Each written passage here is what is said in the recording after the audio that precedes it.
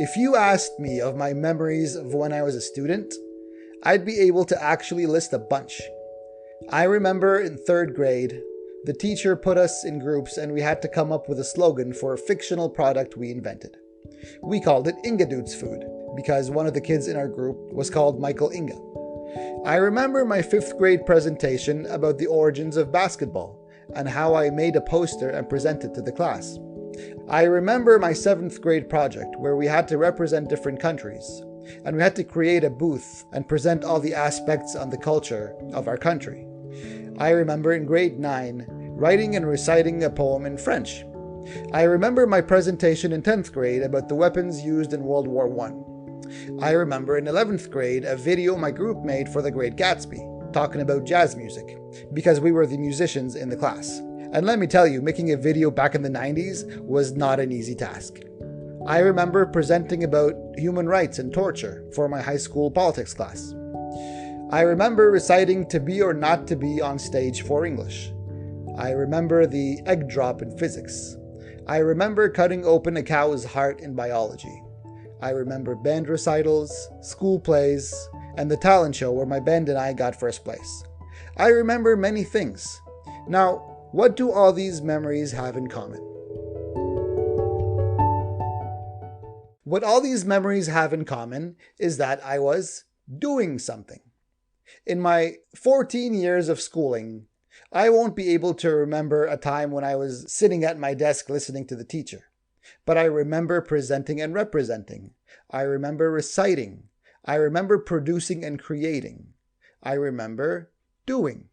Last week, I said one of the reasons why your students are misbehaving was because your students are bored.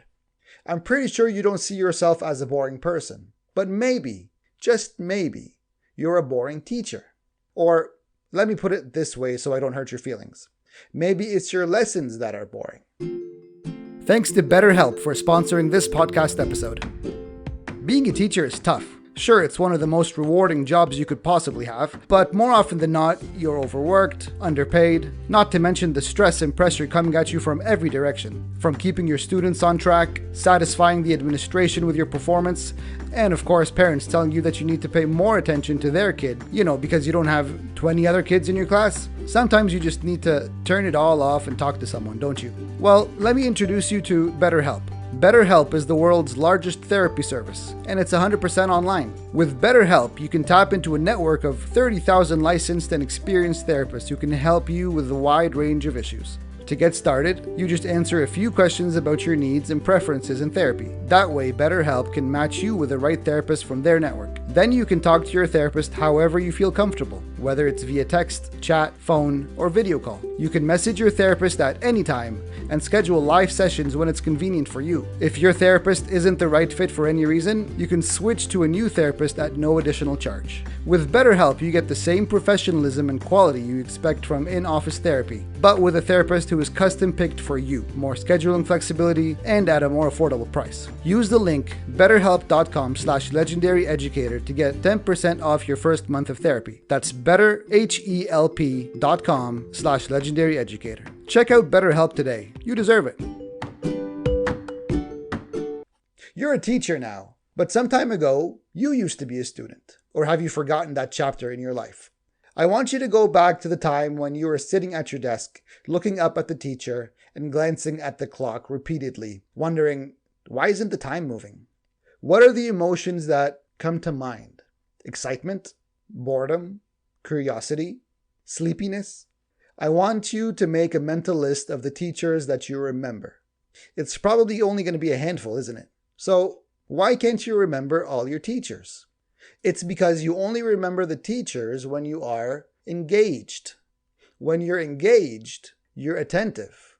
When you're attentive, you remember. And when you remember, you learn. So how do we become that memorable teacher? The simple answer is that your students need to be active in the classroom. And by active, I don't mean jumping around or walking aimlessly in class. I mean your students need to be doing something interesting that is related to your lesson's objectives. The key word here is doing. To best understand what I mean, we'll need to contrast active learning with passive learning. When you have a passive learning classroom, your students are receiving information, typically through you lecturing. It's passive because the students aren't really doing anything but listening, maybe reading something off the board, and perhaps, if you're lucky, taking some notes. In contrast, active learning is anything that involves the students doing things and thinking about the things they are doing. We already know that you have different types of learners in your classroom, and not all your students are able to digest by only listening. But I'll be talking about that next episode. Let's say, for simplicity's sake, that all your students are the same learning style and are able to listen attentively. Well, science says that students only remember 10% of what they read and 20% of what they hear. So that's a total of a 30% learning rate by you lecturing and writing things on the board, maybe giving some pages to read. What about the other 70%? Well, they remember 30 to 50% of what they see or watch. So, if you show a slideshow, a video, or a demonstration, that may help a little bit. But they're still not doing. They're still receiving passively. They remember 75% of what they say themselves. Okay, now we're getting closer. They're memorizing something and saying it back, like in a presentation. But students remember 90% of what they do, demonstrate, or teach. 90%. Boom! This is solid gold learning. In order for a student to remember and actually digest a lesson, they must actively participate in the lesson. I know some teachers will have an activity or a project as a must-do, maybe once or twice a semester, just to check it off their list. But that's not the point of activities and projects. The point of hands-on activities and projects are to engage the students so that they achieve a deeper level of understanding, not just so you can check it off your list. Don't get me wrong, I'm not saying this is easy. For a teacher who's not used to implementing what I'm talking about, this is a whole bunch of work because you'll need to come up with ideas and fit them into your lesson plans and so forth. But once you do this, they're there. Your ideas don't disappear, your plans don't go away, and your lesson plans can be used the following years. It's just that first time that's the toughest. So let's go back and picture your classroom.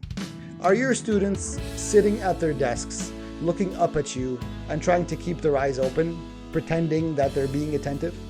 During this time, are you finding yourself continuously having to stop some of them from chit-chatting, or from being on their phones, or from dozing off, or from doing literally anything else to amuse themselves? Can you blame them? They're bored. They can only listen to you go on and on and on for so long. Then they change the channel and see what else is on. Instead, are your students sitting in a group discussing a question or coming up with solutions? Are they sitting on the ground creating a model or illustration of something? Are they walking around checking each other's work or asking each other questions? Is there a controlled chaos or a busy buzz in your classroom? That's music to my ears. That's when you know that your students are, number one, engaged, number two, interested, and three, are actually learning.